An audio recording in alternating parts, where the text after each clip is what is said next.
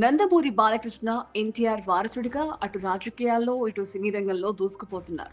వరుసగా 3 సార్లు హిందూపురం ఎమ్మెల్యేగా ఎన్నికయ్యారు.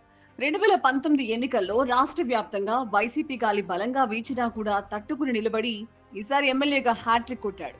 ఇలాంటి అరుదైన ఘనత దక్కించుకున్న బాలకృష్ణకు ఈసారి కేబినెట్ లో కీలక మంత్రి పదవి దక్కాల్సిందేనని నందమూరి అభిమానులు బలంగా కోరుకుంటున్నారు.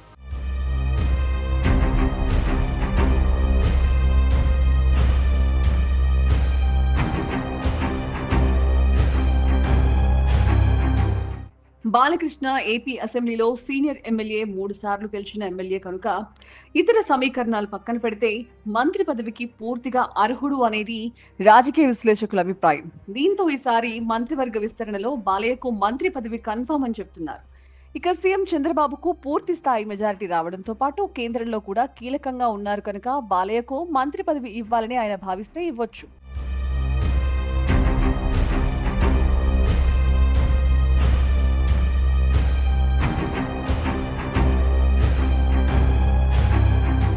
అయితే కూటమి ప్రభుత్వంలో సీఎంగా చంద్రబాబు, లోకేష్ కీలక మంత్రిగా ఉన్నారు. ఇలాంటి పరిస్థితుల్లో బాలయ్యకు మంత్రి పదవిస్తే కుటుంబ పాలనలో ప్రజల్లో వ్యతిరేకతే వచ్చే ప్రమాదం ఉందని టీడీపీ పెద్దలు అంచనాలు వేసుకుంటున్నారు. మరి నటసింహం బాలయ్య విషయంలో చంద్రబాబు ఆలోచన ఏంటనేది త్వరలోనే తెలుస్తుంది.